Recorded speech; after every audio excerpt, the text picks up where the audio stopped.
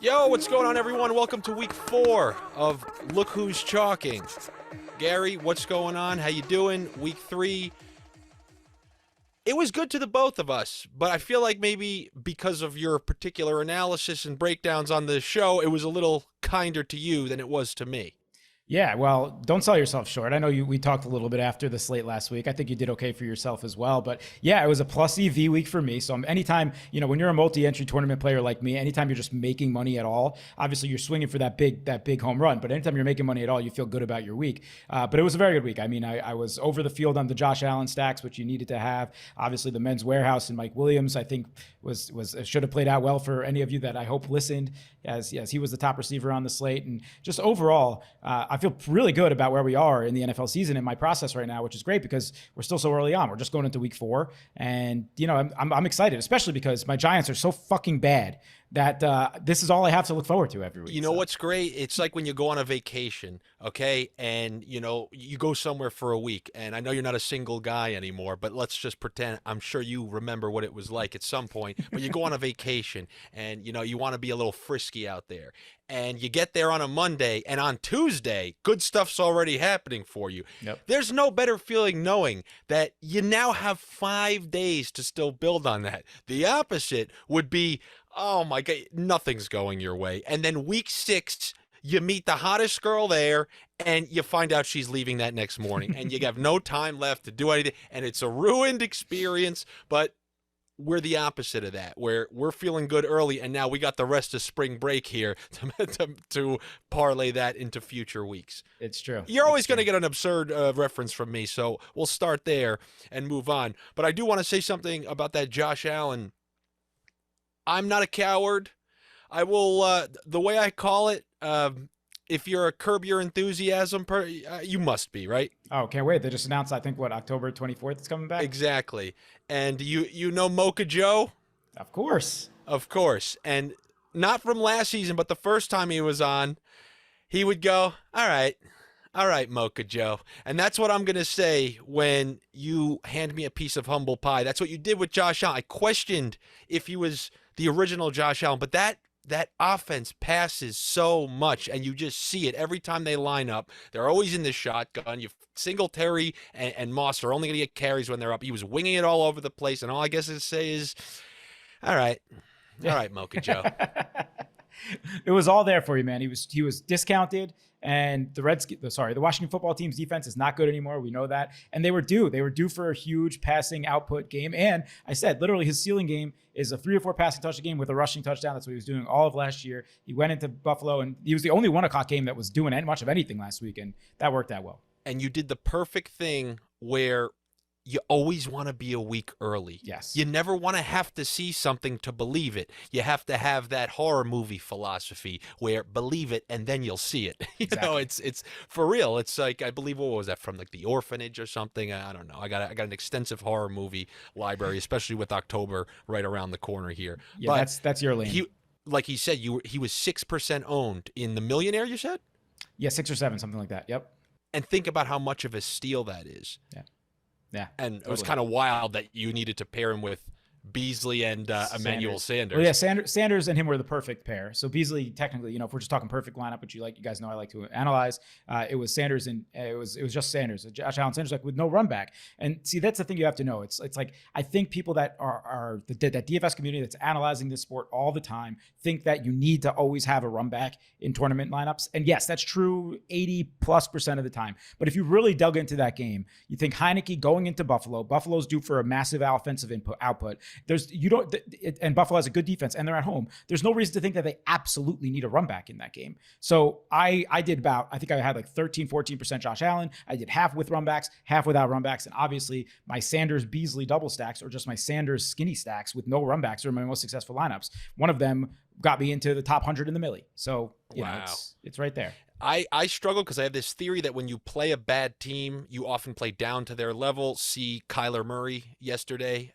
Whatever it is, whether it's the preparation, whether they're out in Jacksonville the night before saying, all right, we can get that extra round. We got the Jags tomorrow. Whatever it may be, I always am a little scared. And Buffalo, they made me pay the price. Fortunately, I wasn't too waxed because at least Diggs didn't go off. But if they both went off, I agree with you for the most part. Like, I think it's inherent in teams' nature to play down to their competition. There are a few exceptions to that. Baltimore historically over the Lamar Jackson era just kills bad teams, right? They end up winning like 40-14 in a lot of these types of things as well. And Buffalo, I also think, is a semi-exception to that, just as a team that likes to run up, play a fast pace, and be so pass heavy. And take that into a fact that they were due for a massive offensive output, having lost week 1. Week 2 was just just a gimme cookie to them. That I think they wanted to come home and dominate. So, that's not going to be the case every week, but there are spots to just get ahead of it early. And I think when we get to our men's warehouse this week, I'm going to try to predict one of those again. So just being out ahead of it. So before we move on to this week, because now people probably are going to be all about Josh Allen. All of a sudden, he was the forgot about man. Now with that matchup coming up, and like you just said, they're one of the few teams where they'll still beat up on a bad team. But we'll get to that in a sec. First, I'm going to pull up our head-to-head matchup here, and we can see any sort of potential evaluations. Interestingly enough, I guess we'll use this to lead into I'm sick. And I wish I could play the music here. I'll have to add it in. So, Gary, pretend the music's playing right now. I'm sick. I am sick. Steve Buscemi. I swear to God, I'm sick. That's my favorite one, by the way. I don't get this. It has nothing to do with football. Billy Madison, Adam Sandler. He's trying to get out of school because he spelled Rarudo wrong and he can't face a bunch of third graders. Or he spelled Rizzuto as Rarudo. And in a fully healthy form, like with full energy, he just goes, I swear to God, I'm sick. Which is, that in and of itself is hilarious. The energetic delivery of, I swear to God, I'm sick. But still one of the best movies of all of the 1990s. There's no doubt about it. If we have any very young listeners, like 17, 16 years old, and you don't appreciate Billy Madison, go watch it. And maybe one of the best Norm Macdonald performances as well. The late great, unbelievable. And as you get older, you'll realize, because when you're a kid, you just go, oh, those are his friends. Norm Macdonald's legit like 43 in that, and he's just hanging out in the backyard. Oh, Billy, that's so good. It's great. So good. Look, I'm a little sick, but as Gary mentioned, I had a great week. It just so happens that my double men's warehouse, look, sometimes those suits run tight because maybe you gained a little weight during the quarantine and the pandemic, and that's what happened to me. Because if you check out my lineup here, Stafford, I know nowadays you kind of are a little scared of the immobile quarterbacks. But I happen to be, I don't know. I felt that game had the potential with the Bucs and their cornerback situation and them stopping the run and then Henderson not even being there. So he winged it around, and I took that chance, the high ceiling chance in a tournament, that if it happened to be Woods' turn and not Kupp's turn, that I could really, if Woods had the day that Kupp had, think about how far lineups would have shot up, that faded.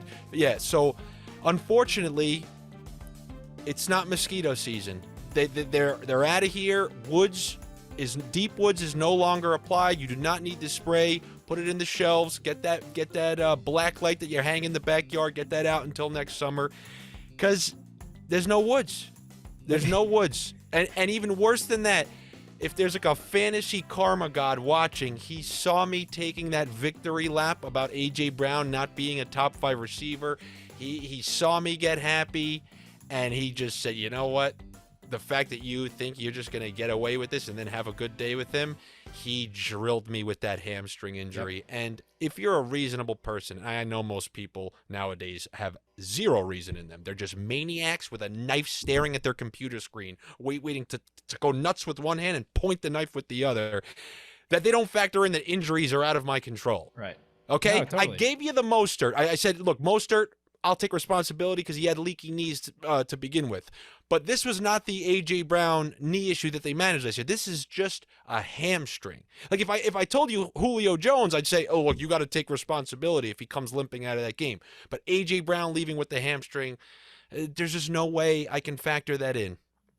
But if you look along my lineup, everybody else, there's no. The only dreaded Draftkings snowflakes are in my men's warehouse, which is that's taking that's a tough truth pill to swallow. But how about your lineup? Any notes that you I just want to address a couple things you were just talking about. I still think, and here's the problem. Cooper Kupp finally this week is priced where he's supposed to be. He's in the top 3 receivers. We as we talked about this last week, we don't know anything. We don't know shit for the first 3 weeks of the season. Okay, how real was the Stafford Kupp connection? We don't know, and clearly now we have a 3-week sample size to say it's very, very real. Yeah, and it's like when you learn. It's like in the movie The Prestige when they finally find out the magic. No, it's real. Right. It's real. Yeah. There's not a double. No, exactly. And so I still think though last week Cooper Kupp was projecting for 28% ownership last week. He went over that. He was 30 freaking percent owned.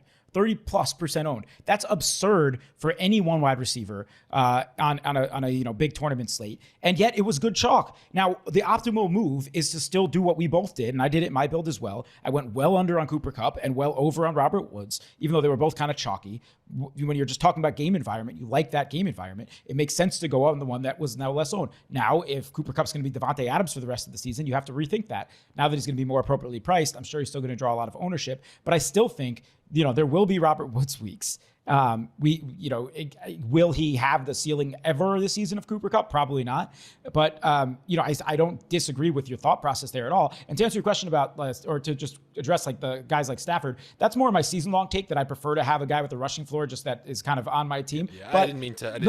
No, but I was off Stafford and Brady this past week, which ultimately ended up probably not being right for me overall for my entire build, but it's more just about pivot points. So like I was just thinking, how often is he outperforming somebody right in his tier range for quarterbacks? Because I try to keep my quarterback pool very, very small. Also, I realized I glazed over it. We'll just mention it quick. Ended up that the cheap Clyde Edwards-Helaire chalk was good chalk. Was good chalk. Absolutely. It's always something to evaluate if somebody's going to get 20 touches. Yep. You really got to be sure, have a good sniff if you're not going to play him. Yeah, and I was under the field on him too, and it was still to me the right move. The only thing there was that the price was so low. Do you just eat the chalk type of thing? But ultimately, I knew the ownership he was going to draw, I wasn't that interested. But it did end up working out. I mean, my lineup, I ultimately had originally had Dalvin Cook in it. He got rolled out Sunday or late Saturday night. So I did just do the quick pivot to Madison, which I believe then brought me up to Godwin. So we both ended up having Godwin and Higbee in our lineups. And, both those guys were okay. Higbee, I was expecting a little bit of a bigger game for, but the 540 and a touchdown, you'll take that out of your tight end all day. Mike Williams and Madison, they held up that lineup for me.